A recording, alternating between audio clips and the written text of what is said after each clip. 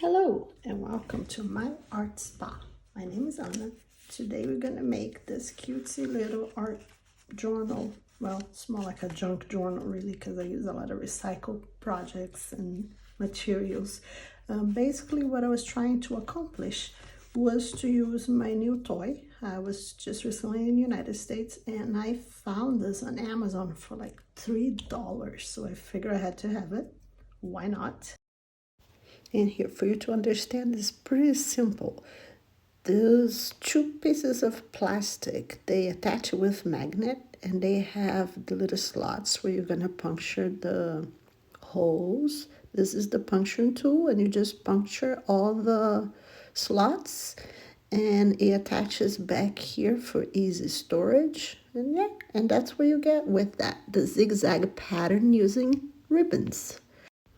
I actually punctured that paper, but decided later that I need a bigger cover. Note that I'm using this tool here to bind my junk journal, but the intention of this tool is more like a decorative edge on your projects, and I'll show you here. I use it before on my journal. And see this page? I use it there to decorate, and since the pattern is double-sided, so I have like both pages with a decorative edge. That I think is what this tool is intended for. However, I figure why not to actually bind a book. The process is the same. You just have to puncture each page separately and then bind the whole book together. I am gonna use the gel prints from last week's video to make the signature for this junk journal. And the only thing is I wanted them to be double-sided and they are not.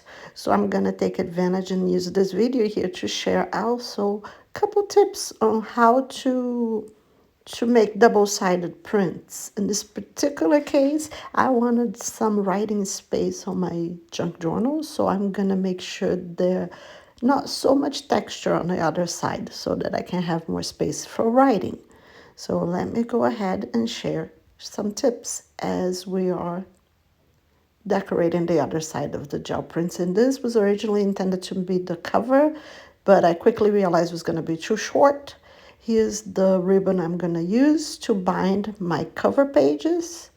And yes, so let's see what we can get out of this gel prints. Also a good tip, and use your prints. Don't just let them sit around. Make junk journals with them. The first thing I'm going to do to decorate the other side is using my texture plate as stamps. The other tip I have for you is print only parts of your paper. You don't need to put your whole page in a gel plate. In fact, that's the next tip. I'm going to use two separate pages with one gel plate. I think you understand better if you just watch. By doing this, all I'm ensuring is some unity so that one page will kind of relate to the other because they're going to have either the same color, the same pattern, so it flows better this way. See, now I have the little flowers there, and on the other page, I'm going to have the negative of the flowers. Now I have all the pages ready. I'm gonna spread them out here to dry. And then I can come with a Posca pen and add some details to my prints to enhance them later. Once the pages are dry, I'm just gonna do here off camera a simple binding using saddle stitching. And then I'm gonna bind them together to the actual cover. And I'm not gonna puncture every single page like I was intending to because they are too small. I'm gonna have to try first just the binding. Let me show you. So here's the booklet that I bound using the saddle stitching method. And now I'm gonna use the actually new toy just to puncture the holes on the actual cover. So first I'm gonna mark there to help the folding. I'm gonna line up my tool. I'm gonna puncture all the holes for the lace to go through. And it does come with a little plastic thing that you attach to your ribbon to make it easier to thread. And you're gonna do pretty much like tennis shoes, you guys. You're just gonna go one little hole at a time, going all the way up.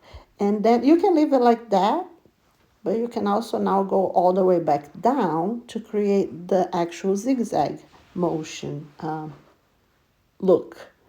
So when you're done, you just tie a bow as cute as you can and cut the edges, and that you have it. That is just the cover. So my cover is ready, and now to attach the actual signature to my cover, I'm gonna add an additional page there, and I'm just gonna attach by gluing the one part to the front cover and the other to the back cover. And here's the final result. I used this flower also from a previous video on how to create embellishments that look and smell good.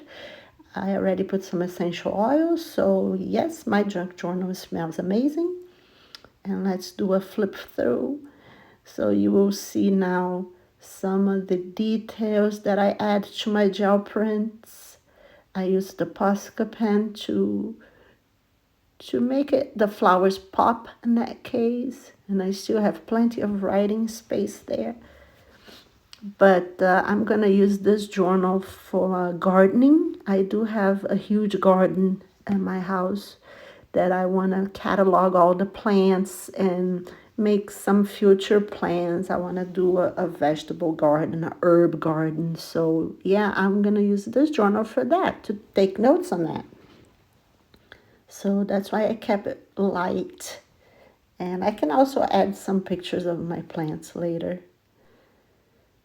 And there you have it. That's the idea. Using your gel prints, using your tools for different ways.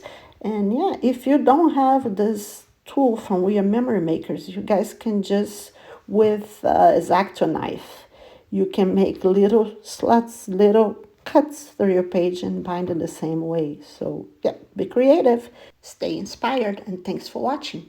See you next week. Bye.